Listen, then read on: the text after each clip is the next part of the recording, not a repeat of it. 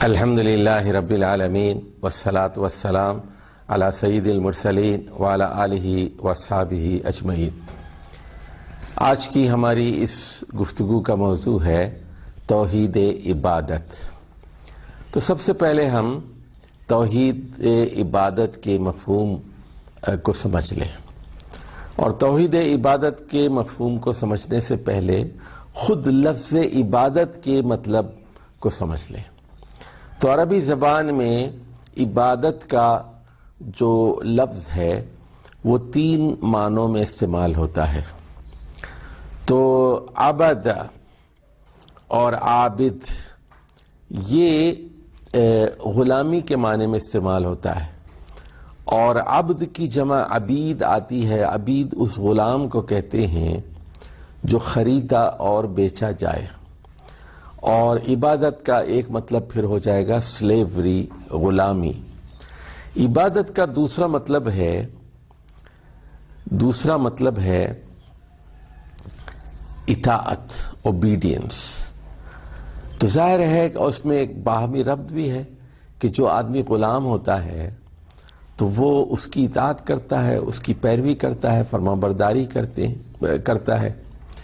تو اسی طرح عربی میں عبیر معبد اس اونٹ کو کہتے ہیں جو پوری طرح مالک کے قابو میں ہے، کنٹرول میں ہو، اور طریق معبد اس راستے کو کہتے ہیں جہاں لوگوں کے چلنے کی وجہ سے گھاس مٹ چکی ہو اور وہ پامال ہو چکا ہو، پیروں تلے کچلا جا چکا ہو، روندا جا چکا ہو، اس راستے کو طریق معبد کہتے ہیں۔ تو اس سے آپ سمجھ سکتے ہیں کہ عبادت میں اور عبد میں جو تعلق ہے اور اس کے مفہوم کی جو وسعت ہے کہ اس میں کوئی حاکم، کوئی آقا، کوئی مالک حکم چلاتا ہے، اس کو روندتا ہے، اس کو پامال کرتا ہے، اس کو غلام بناتا ہے، اور پھر غلام اس کی فرمانبرداری کرتا ہے، پیروی کرتا ہے، اطاعت کرتا ہے۔ تو پہلا مفہوم تو ہو گیا اس کا غلامی، سلیوری، اور دوسرا مطلب اس کا ہو گیا اطاعت اور فرمانبرداری۔ اب آ جائیے عبادت کا جو عام مفہوم ہمارے ہاں اردو زبان میں استعمال ہوتا ہے وہ ایک بہت ہی محدود مفہوم ہے، اور وہ مفہوم یہ ہے عبادت کا پوجا پاٹ، پرستش، ایکٹس آف ورشپ، ریچولز، ہم ان کو عبادت سمجھتے ہیں۔ تو یہ ایک بہت ہی محدود اور لمیٹڈ کانسیپٹ ہے عبادت کا کہ ہم صرف پوجا پاٹ کو، مراسم عبودیت کو عبادت سمجھیں۔ اور اس کا ایک بہت بڑا نقصان ہوا ہے امت مسلمہ کو۔ اس محدود تصور کی وجہ سے لوگ یہ سمجھتے ہیں کہ بس چند سجدے کر لو، کچھ نمازیں پڑھ لو اور جنت مل جائے گی، اور باقی چیزوں میں اللہ کی اطاعت اور فرمانبرداری کی کوئی ضرورت نہیں ہے۔ اور اسی وجہ سے ہم دیکھتے ہیں اس غلط تصور کی وجہ سے اور اس محدود تصور کی وجہ سے لوگ پھر ان کی شخصیت پوری طرح اسلامی بننے نہیں پاتی، اور وہ رشوت بھی لے رہے ہیں اور نماز بھی پڑھ رہے ہیں، چوری بھی کر رہے ہیں اور نماز بھی پڑھ رہے ہیں، اور جھوٹ بھی بول رہے ہیں اور نماز بھی پڑھ رہے ہیں، حرام کی کمائی بھی ہے اور نماز بھی پڑھ رہے ہیں، اور وہ یہ سمجھتے ہیں کہ مذہب اور چیز ہے، اور یہ کاروبار اور چیز ہے، معیشت اور چیز ہے، رشوت اور چیز ہے، ملازمت اور چیز ہے، تو وہ سود بھی کھا رہے ہیں اور نماز بھی پڑھ رہے ہیں۔ تو اللہ کی اطاعت کا تصور اس میں سے نکال دیا گیا ہے، اللہ کی پیروی اور اللہ کی فرما برداری کا تصور عبادت میں سے نکال لیا گیا ہے۔ تو ایک محدود تصور قائم ہو گیا ہے۔ تو چنانچہ امام ابن تیمیہ رحمہ اللہ نے یہ بات لکھی ہے کہ ہر وہ چیز جس کا اللہ تعالیٰ نے حکم دیا ہے اور جس کی اطاعت کرنی لازمی اور ضروری ہے وہ اللہ کی عبادت ہے۔ اور وہ یہ کہتے ہیں کہ امر بالمعروف ایک عبادت ہے، اور نہی عن المنکر ایک عبادت ہے، برائی سے روکنا بھی ایک عبادت ہے، نیکی کا حکم دینا ایک عبادت ہے، نماز ایک عبادت ہے، زکوٰۃ ایک عبادت ہے، تبلیغ کرنا ایک عبادت ہے۔ ہر وہ کام جس سے اللہ تعالیٰ خوش ہوتا ہے وہ عبادت ہے، اور وہ ہر وہ کام جس سے اللہ کی ناراضی حاصل ہوتی ہے، اس سے بچنا بھی عبادت ہے۔ تو عبادت کا ایک بڑا مفہوم، ایک جامع مفہوم، ایک کمپریہنسو کانسیپٹ آپ کے سامنے یہاں آ جاتا ہے۔ امر بالمعروف اور نہی عن المنکر کے بارے میں امام رازی نے ایک بڑی عجیب و غریب بات لکھی، اور وہ یہ کہتے ہیں اصعب اقسام العبادہ النہی عن المنکر۔ کہتے ہیں وہ یہ ہیں کہ سب سے مشکل ترین عبادت کی قسم، اصعب اقسام العبادہ، یعنی عبادت کی کئی قسمیں ہیں، لیکن اس میں سب سے زیادہ مشکل جو قسم ہے وہ برائی سے لوگوں کو روکنا ہے، کیونکہ لوگ ناراض ہو جائیں گے، لوگ آپ کے مخالف ہو جائیں گے، لوگ آپ کو ماریں گے، پیٹیں گے اور قتل کریں گے، جیل میں ڈال دیں گے۔ تو یہ ایک بہت بڑی ذمہ داری ہے۔ اسی لیے رسول اللہ صلی اللہ علیہ وسلم نے فرمایا، جو ترمذی کی حدیث ہے، کہ افضل الجہاد کلمۃ الحق عند سلطان جائر، کہ سب سے بڑا جہاد تو یہ ہے، افضل ترین جہاد یہ ہے کہ ظالم اور جابر اور جائر حکمران کے سامنے کلمہ حق کہنا۔ تو یہ بھی عبادت ہے، اس پر بھی ثواب ملتا ہے آپ کو۔ تو عبادت کے اس بڑے معانی کو آپ پیش نظر رکھیے۔ اب آ جائیے عربی زبان میں عبادت پرستش کے معنی میں بھی استعمال ہوتا ہے، جیسے کہتے ہیں ارى المال عند الباخلین معبدا، میں دیکھتا ہوں کہ مال جو ہے کنجوسوں کے نزدیک، بخیلوں کے نزدیک پوجا جاتا ہے۔ تو یہاں عبادت کا مطلب ہے پوجنا، مال کی عبادت کرنا۔ جیسے ایک آدمی ہے بہت ہی بخیل ہے، اور جس کی تصویر قرآن نے کھینچی ہے، الذی جمع مالا وعددا، جو مال جمع کرتا ہے اور گن کے رکھتا ہے، سینت کے رکھتا ہے، روزانہ گنتا جاتا ہے، 10 لاکھ ہو گئے، 12 لاکھ ہو گئے، 14 لاکھ ہو گئے، 18 لاکھ ہو گئے، 20 لاکھ ہو گئے۔ تو یہ ایک پوری ذہنیت ہوتی ہے، وہ خرچ کرنا نہیں چاہتے اور وہ جو ہے پیسہ بچانا چاہتے ہیں۔ اب آ جائیے، یہ جو عبادات ہوتی ہیں، پہلے تو ہم نے بتا دیا کہ عبادت کے مفہوم میں ایک وسیع تصور ہے، ایک جامع تصور ہے۔ ہر وہ چیز شریعت کی اصطلاح میں، ہر وہ چیز جس سے اللہ کی خوشنودی حاصل ہوتی ہے اور جس سے ہم اللہ کی ناراضی سے بچ سکتے ہیں، وہ عبادت ہے۔ اب اس کے بعد ہم ایک اور طریقے سے اس عبادت کی تقسیم کرتے ہیں کہ عبادتیں 2 قسم کی ہیں، ایک ظاہری عبادت ہے اور ایک باطنی عبادت ہے۔ ظاہری عبادت کا مطلب یہ ہے کہ جن چیزوں میں آپ اعضاء کی نقل و حرکت کو دیکھ سکیں، جیسے مثال کے طور پر ایک آدمی ہاتھ اٹھا کر دعا کر رہا ہے تو آپ کہیں گے کہ وہ عبادت کر رہا ہے، یا ایک آدمی ہاتھ باندھے کھڑا ہے تو لوگ کہیں گے کہ یہ نماز پڑھ رہا ہے۔ یہ ہاتھ کا باندھنا یہ کیا ہے؟ ایکٹس آف ورشپس میں سے ہے، مراسم عبودیت میں سے ہے، ہاتھ باندھ کے کھڑا ہونا، غلامی کر انداز اختیار کرنا۔ اسی طرح ایک آدمی رکوع کر رہا ہے تو لوگ کہیں گے کہ یہ عبادت میں۔ اسی طرح ایک آدمی اگر سجدہ کر رہا ہے 7 اعضاء کے اوپر مخصوص طریقے سے تو لوگ کہیں گے کہ یہ عبادت میں ہے۔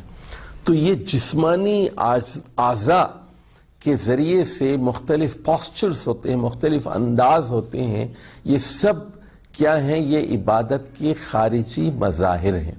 اسی طرح جب آپ بسم اللہ اللہ اکبر کہہ کر کسی جانور پر چھری چلاتے ہیں تو یہ بھی ایک عبادت ہے، اور آپ سمجھتے ہیں کہ بغیر اللہ کے نام کے یہ حرام ہوگا اور ہمارے لیے جائز نہیں ہوگا۔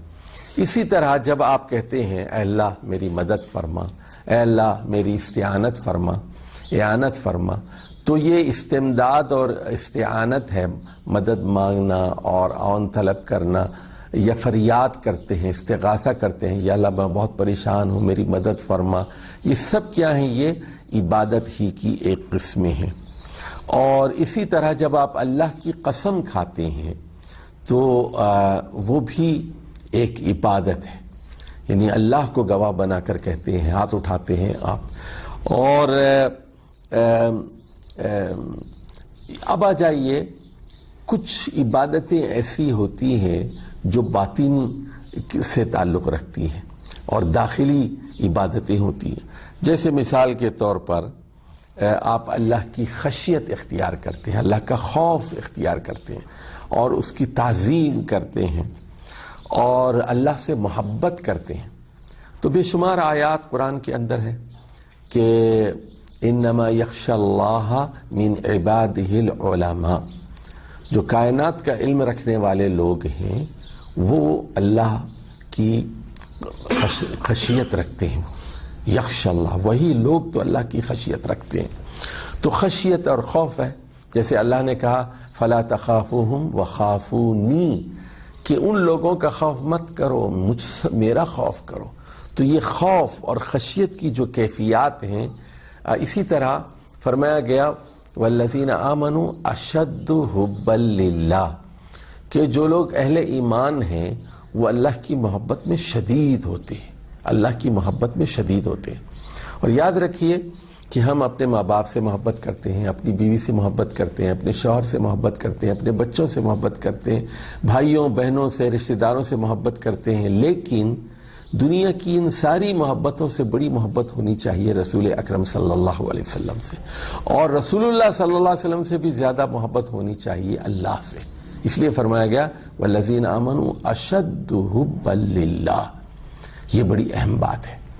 تو محبت، اسی طرح قربان ہو جانا، وارفتگی اور شیفتگی، سپردگی، اللہ کے حوالے اپنے آپ کو کر دینا اور اللہ سے یہ کہنا کہ اللہ تیرے احکام پر چلوں گا جو قرآن میں بیان کیے گئے ہیں، جو رسول اللہ صلی اللہ علیہ وسلم کے ذریعے سے ہم تک پہنچے ہیں، اپنے آپ کو اللہ کے حوالے کر دینا اور یہ کہنا انا للہ، ہم اللہ ہی کے ہیں، اللہ کے احکام پر چلیں گے اور اسی کی طرف ہمیں لوٹنا ہے، اسی کی طرف ہمیں پلٹ کر جواب دینا ہے.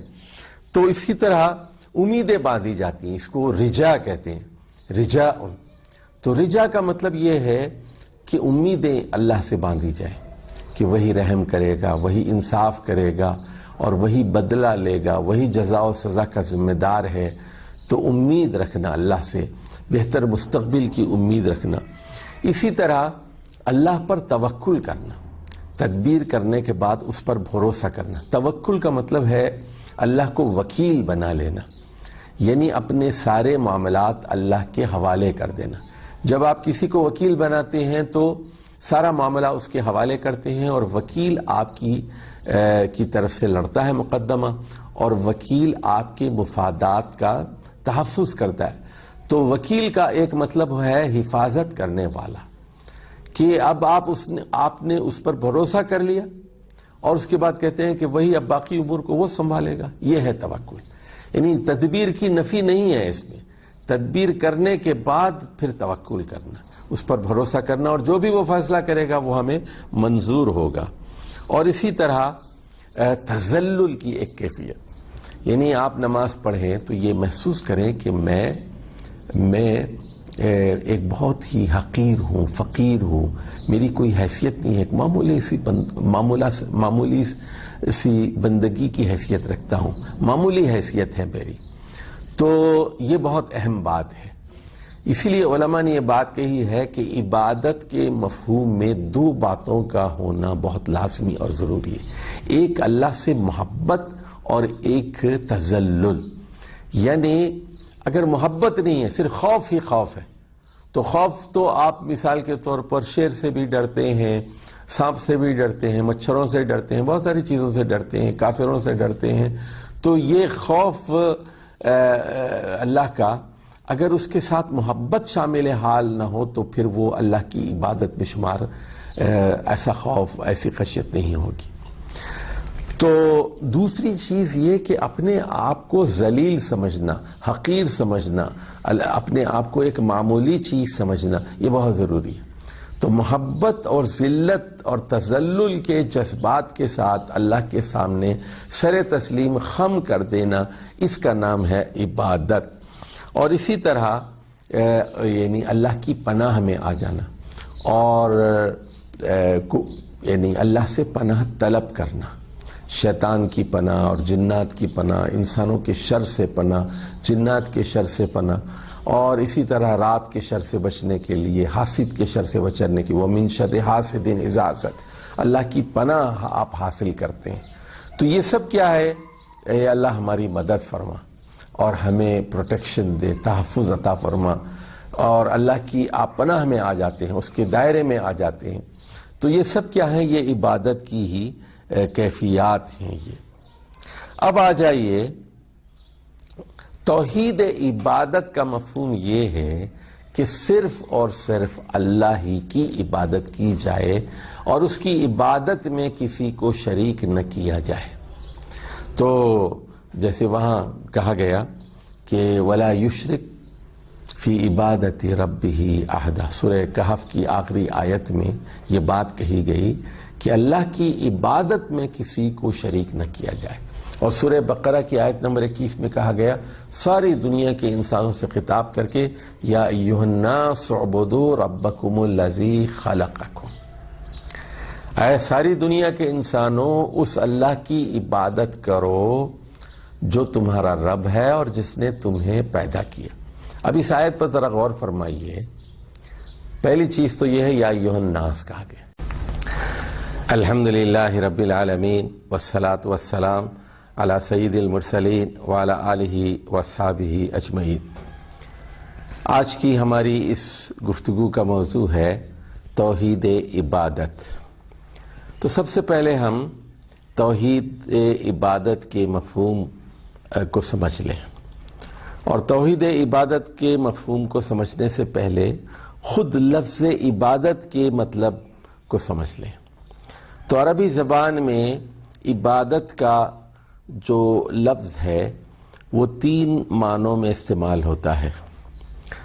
تو عبد اور عابد یہ غلامی کے معنی میں استعمال ہوتا ہے، اور عبد کی جمع عبید آتی ہے۔ عبید اس غلام کو کہتے ہیں جو خریدا اور بیچا جائے۔ اور عبادت کا ایک مطلب پھر ہو جائے گا سلیوری، غلامی۔ عبادت کا دوسرا مطلب ہے اطاعت، اوبیڈینس۔ تو ظاہر ہے کہ اس میں ایک باہمی ربط بھی ہے کہ جو آدمی غلام ہوتا ہے تو وہ اس کی اطاعت کرتا ہے، اس کی پیروی کرتا ہے، فرما برداری کرتا ہے۔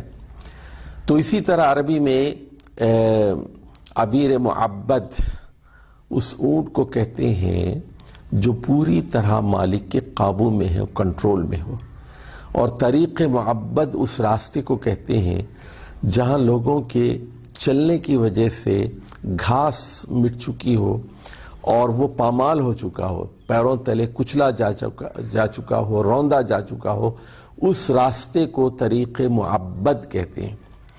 تو اس سے آپ سمجھ سکتے ہیں کہ عبادت میں اور عبد میں جو تعلق ہے اور اس کے مفہوم کی جو وسعت ہے کہ اس میں کوئی حاکم، کوئی آقا، کوئی مالک حکم چلاتا ہے، اس کو روندتا ہے، اس کو پامال کرتا ہے، اس کو غلام بناتا ہے، اور پھر غلام اس کی فرما برداری کرتا ہے، پیروی کرتا ہے، اطاعت کرتا ہے۔ تو پہلا مفہوم تو ہو گیا اس کا غلامی، سلیوری، اور دوسرا مطلب اس کا ہو گیا اطاعت اور فرما برداری۔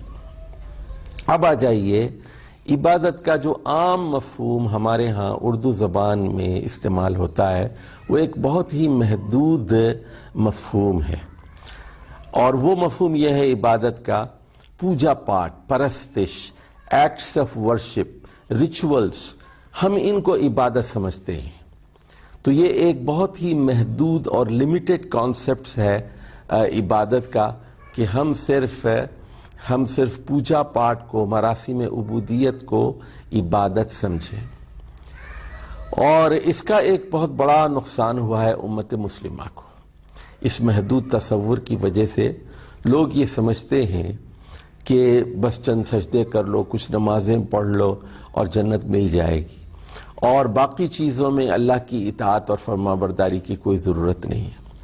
اور اسی وجہ سے ہم دیکھتے ہیں اس غلط تصور کی وجہ سے اور اس محدود تصور کی وجہ سے لوگ پھر ان کی شخصیت پوری طرح اسلامی بننے نہیں پاتی، اور وہ رشوت بھی لے رہے ہیں اور نماز بھی پڑھ رہے ہیں، چوری بھی کر رہے ہیں اور نماز بھی پڑھ رہے ہیں، اور جھوٹ بھی بول رہے ہیں اور نماز بھی پڑھ رہے ہیں، حرام کی کمائی بھی ہے اور نماز بھی پڑھ رہے ہیں، اور وہ یہ سمجھتے ہیں کہ مذہب اور چیز ہے اور یہ کاروبار اور چیز ہے، معیشت اور چیز ہے، رشوت اور چیز ہے، ملازمت اور چیز ہے، تو وہ سود بھی کھا رہے ہیں اور نماز بھی پڑھ رہے ہیں۔ تو اللہ کی اطاعت کا تصور اس میں سے نکال دیا گیا ہے، اللہ کی پیروی اور اللہ کی فرما برداری کا تصور عبادت میں سے نکال لیا گیا ہے، تو ایک جو ہے ایک محدود تصور قائم ہو گیا ہے۔ تو چنانچہ امام ابن تیمیہ رحمہ اللہ نے یہ بات لکھی ہے کہ ہر وہ چیز جس کا اللہ تعالیٰ نے حکم دیا ہے اور جس کی اطاعت کرنی لازمی اور ضروری ہے، وہ اللہ کی عبادت ہے۔ اور وہ یہ کہتے ہیں کہ امر بالمعروف ایک عبادت ہے، اور نہی عن المنکر ایک عبادت ہے، برائی سے روکنا بھی ایک عبادت ہے، نیکی کا حکم دینا ایک عبادت ہے، نماز ایک عبادت ہے، زکوٰۃ ایک عبادت ہے، تبلیغ کرنا ایک عبادت ہے۔ ہر وہ کام جس سے اللہ تعالیٰ خوش ہوتا ہے وہ عبادت ہے، اور وہ ہر وہ کام جس سے اللہ کی ناراضی حاصل ہوتی ہے اس سے بچنا بھی عبادت ہے۔ تو عبادت کا ایک بڑا مفہوم، ایک جامع مفہوم، ایک کمپریہنسو کانسیپٹ آپ کے سامنے یہاں آ جاتا ہے۔ امر بالمعروف اور نہی عن المنکر کے بارے میں امام رازی نے ایک بڑی عجیب و غریب بات لکھی، اور وہ یہ کہتے ہیں اصعب اقسام العبادہ النہی عن المنکر۔ کہتے ہیں وہ یہ ہے کہ سب سے مشکل ترین عبادت کی قسم، اصعب اقسام العبادہ، یعنی عبادت کی کئی قسمیں، لیکن اس میں سب سے زیادہ مشکل جو قسم ہے وہ برائی سے لوگوں کو روکنا ہے، کیونکہ لوگ ناراض ہو جائیں گے، لوگ آپ کے مخالف ہو جائیں گے، لوگ آپ کو ماریں گے، پیٹیں گے اور قتل کریں گے، جیل میں ڈال دیں گے۔ تو یہ ایک بہت بڑی ذمہ داری ہے۔ اسی لیے رسول اللہ صلی اللہ علیہ وسلم نے فرمایا، جو ترمذی کی حدیث ہے، کہ افضل الجہاد کلمۃ الحق عند سلطان جائر، کہ سب سے بڑا جہاد تو یہ ہے، افضل ترین جہاد یہ ہے کہ ظالم اور جابر اور جائر حکمران کے سامنے کلمہ حق کہنا۔ تو یہ بھی عبادت ہے، اس پر بھی ثواب ملتا ہے آپ کو۔ تو عبادت کے اس بڑے معانی کو آپ پیش نظر رکھیے۔ اب آ جائیے عربی زبان میں عبادت پرستش کے معنی میں بھی استعمال ہوتا ہے، جیسے کہتے ہیں ارى المال عند الباخلین معبدا، میں دیکھتا ہوں کہ مال جو ہے کنجوسوں کے نزدیک، بخیلوں کے نزدیک پوجا جاتا ہے۔ تو یہاں عبادت کا مطلب ہے پوجنا، مال کی عبادت کرنا۔ جیسے ایک آدمی ہے بہت ہی بخیل ہے اور جس کی تصویر قرآن نے کھینچی ہے، الذی جمع مالا وعددا، جو مال جمع کرتا ہے اور گن کے رکھتا ہے، سینت کے رکھتا ہے، روزانہ گنتا جاتا ہے، 10 لاکھ ہو گئے، 12 لاکھ ہو گئے، 14 لاکھ ہو گئے، 18 لاکھ ہو گئے، 20 لاکھ ہو گئے۔ تو یہ ایک پوری ذہنیت ہوتی ہے، وہ خرچ کرنا نہیں چاہتے اور وہ جو ہے پیسہ بچانا چاہتے ہیں۔ اب آ جائیے، یہ جو عبادات ہوتی ہیں، پہلے تو ہم نے بتا دیا کہ عبادت کے مفہوم میں ایک وسیع تصور ہے، ایک جامع تصور ہے۔ ہر وہ چیز شریعت کی اصطلاح میں، ہر وہ چیز جس سے اللہ کی خوشنودی حاصل ہوتی ہے اور جس سے ہم اللہ کی ناراضی سے بچ سکتے ہیں، وہ عبادت ہے۔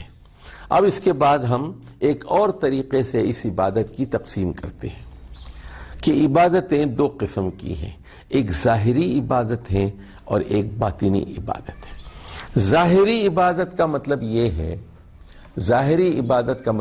ہے کہ جن چیزوں میں آپ اعضاء کی نقل و حرکت کو دیکھ سکیں، جیسے مثال کے طور پر ایک آدمی ہاتھ اٹھا کر دعا کر رہا ہے تو آپ کہیں گے کہ وہ عبادت کر رہا ہے، یا ایک آدمی ہاتھ باندھے کھڑا ہے تو لوگ کہیں گے کہ یہ نماز پڑھ رہا ہے۔ یہ ہاتھ کا باندھنا یہ کیا ہے؟ ایکٹس آف ورشپس میں سے ہے، مراسم عبودیت میں سے ہے، ہاتھ باندھ کے کھڑا ہونا، غلامی کر انداز اختیار کرنا۔ اسی طرح ایک آدمی رکوع کر رہا ہے تو لوگ کہیں گے کہ یہ عبادت میں۔ اسی طرح ایک آدمی اگر سجدہ کر رہا ہے 7 اعضاء کے اوپر مخصوص طریقے سے، تو لوگ کہیں گے کہ یہ عبادت میں ہے۔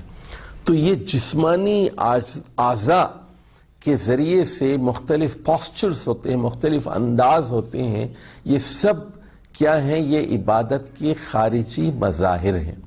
اسی طرح جب آپ بسم اللہ اللہ اکبر کہہ کر کسی جانور پر چھری چلاتے ہیں تو یہ بھی ایک عبادت ہے، اور آپ سمجھتے ہیں کہ بغیر اللہ کے نام کے یہ حرام ہوگا اور ہمارے لیے جائز نہیں ہوگا۔ اسی طرح جب آپ کہتے ہیں اے اللہ میری مدد فرما، اے اللہ میری استعانت فرما، اعانت فرما، تو یہ استمداد اور استعانت ہے، مدد مانگنا اور عون طلب کرنا، یا فریاد کرتے ہیں، استغاثہ کرتے ہیں، یا اللہ میں بہت پریشان ہوں میری مدد فرما، یہ سب کیا ہیں؟ یہ عبادت ہی کی ایک قسمیں ہیں۔ اور اسی طرح جب آپ اللہ کی قسم کھاتے ہیں تو وہ بھی ایک عبادت ہے، یعنی اللہ کو گواہ بنا کر کہتے ہیں، ہاتھ اٹھاتے ہیں آپ۔ اور اب آ جائیے، کچھ عبادتیں ایسی ہوتی ہیں جو باطنی سے تعلق رکھتی ہیں اور داخلی عبادتیں ہوتی ہیں، جیسے مثال کے طور پر آپ اللہ کی خشیت اختیار کرتے ہیں، اللہ کا خوف اختیار کرتے ہیں اور اس کی تعظیم کرتے ہیں اور اللہ سے محبت کرتے ہیں۔ تو بے شمار آیات قرآن کے اندر ہے کہ انما یخشی اللہ من عبادہ العلماء، جو کائنات کا علم رکھنے والے لوگ ہیں وہ اللہ کی خشیت رکھتے ہیں۔ یخشی اللہ، وہی لوگ تو اللہ کی خشیت رکھتے ہیں۔ تو خشیت اور خوف ہے، جیسے اللہ نے کہا فلا تخافوہم وخافونی، کہ ان لوگوں کا خوف مت کرو، میرا خوف کرو۔ تو یہ خوف اور خشیت کی جو کیفیات ہیں، اسی طرح فرمایا گیا والذین آمنوا اشد حبا للہ، کہ جو لوگ اہل ایمان ہیں وہ اللہ کی محبت میں شدید ہوتے ہیں، اللہ کی محبت میں شدید ہوتے ہیں۔ اور یاد رکھیے کہ ہم اپنے ماں باپ سے محبت کرتے ہیں، اپنی بیوی سے محبت کرتے ہیں، اپنے شوہر سے محبت کرتے ہیں، اپنے بچوں سے محبت کرتے ہیں، بھائیوں بہنوں سے، رشتہ داروں سے محبت کرتے ہیں، لیکن دنیا کی ان ساری محبتوں سے بڑی محبت ہونی چاہیے رسول اکرم صلی اللہ علیہ وسلم سے، اور رسول اللہ صلی اللہ علیہ وسلم سے بھی زیادہ محبت ہونی چاہیے اللہ سے۔ اس لیے فرمایا گیا والذین آمنوا اشد حبا للہ، یہ بڑی اہم بات ہے۔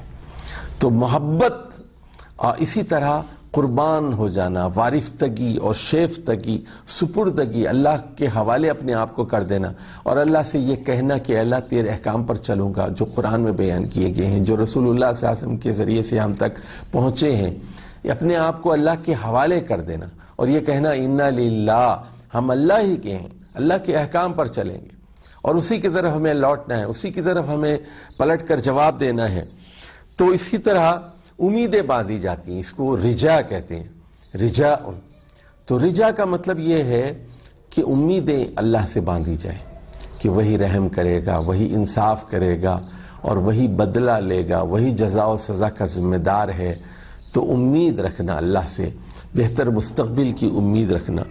اسی طرح اللہ پر توکل کرنا، تدبیر کرنے کے بعد اس پر بھروسہ کرنا۔ توکل کا مطلب ہے اللہ کو وکیل بنا لینا، یعنی اپنے سارے معاملات اللہ کے حوالے کر دینا۔ جب آپ کسی کو وکیل بناتے ہیں تو سارا معاملہ اس کے حوالے کرتے ہیں، اور وکیل آپ کی طرف سے لڑتا ہے مقدمہ، اور وکیل آپ کے مفادات کا تحفظ کرتا ہے۔ تو وکیل کا ایک مطلب ہے حفاظت کرنے والا، کہ اب آپ نے اس پر بھروسہ کر لیا اور اس کے بعد کہتے ہیں کہ وہی اب باقی امور کو وہ سنبھالے گا۔ یہ ہے توکل، یعنی تدبیر کی نفی نہیں ہے اس میں، تدبیر کرنے کے بعد پھر توکل کرنا، اس پر بھروسہ کرنا، اور جو بھی وہ فیصلہ کرے گا وہ ہمیں منظور ہوگا۔ اور اسی طرح تذلل کی ایک کیفیت، یعنی آپ نماز پڑھیں تو یہ محسوس کریں کہ میں ایک بہت ہی حقیر ہوں، فقیر ہوں، میری کوئی حیثیت نہیں ہے، ایک معمولی سی بندگی کی حیثیت رکھتا ہوں، معمولی حیثیت ہے میری، تو یہ بہت اہم بات ہے. اسی لیے علماء نے یہ بات کہی ہے کہ عبادت کے مفہوم میں دو باتوں کا ہونا بہت لازمی اور ضروری ہے. ایک اللہ سے محبت اور ایک تذلل. یعنی اگر محبت نہیں ہے، صرف خوف ہی خوف ہے، تو خوف تو آپ مثال کے طور پر شیر سے بھی ڈرتے ہیں، سانپ سے بھی ڈرتے ہیں، مچھروں سے ڈرتے ہیں، بہت ساری چیزوں سے ڈرتے ہیں، کافروں سے ڈرتے ہیں.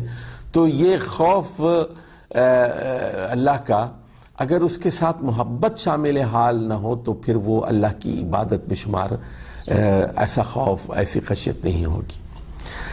تو دوسری چیز یہ کہ اپنے آپ کو ذلیل سمجھنا، حقیر سمجھنا، اپنے آپ کو ایک معمولی چیز سمجھنا، یہ بہت ضروری ہے. تو محبت اور ذلت اور تذلل کے جذبات کے ساتھ اللہ کے سامنے سر تسلیم خم کر دینا، اس کا نام ہے عبادت. اور اسی طرح یعنی اللہ کی پناہ میں آ جانا اور یعنی اللہ سے پناہ طلب کرنا، شیطان کی پناہ اور جنات کی پناہ، انسانوں کے شر سے پناہ، جنات کے شر سے پناہ، اور اسی طرح رات کے شر سے بچنے کے لیے، حاسد کے شر سے بچنے کے لیے وَمِن شَرِّ حَاسِدٍ إِذَا حَسَدَ، اللہ کی پناہ آپ حاصل کرتے ہیں. تو یہ سب کیا ہے؟ اے اللہ ہماری مدد فرما اور ہمیں پروٹیکشن دے، تحفظ عطا فرما، اور اللہ کی آپ پناہ میں آ جاتے ہیں، اس کے دائرے میں آ جاتے ہیں. تو یہ سب کیا ہیں؟ یہ عبادت کی ہی کیفیات ہیں. یہ اب آ جائیے، توحید عبادت کا مفہوم یہ ہے کہ صرف اور صرف اللہ ہی کی عبادت کی جائے اور اس کی عبادت میں کسی کو شریک نہ کیا جائے. تو جیسے وہاں کہا گیا کہ وَلَا يُشْرِكْ فِي عِبَادَةِ رَبِّهِ أَحَدًا، سورہ کہف کی آخری آیت میں یہ بات کہی گئی کہ اللہ کی عبادت میں کسی کو شریک نہ کیا جائے. اور سورہ بقرہ کی آیت نمبر 21 میں کہا گیا ساری دنیا کے انسانوں سے خطاب کر کے یا ایھا الناس اعبدوا ربکم الذی خلقکم، اے ساری دنیا کے انسانوں اس اللہ کی عبادت کرو جو تمہارا رب ہے اور جس نے تمہیں پیدا کیا. اب اس آیت پر ذرا غور فرمائیے. پہلی چیز تو یہ ہے یا ایھا الناس کہا گیا، اس کی پوری دنیا کے انسانوں سے خطاب کیا گیا. دوسری بات یہ ہے عبدو کا حکم دیا گیا، اللہ کی عبادت کرو.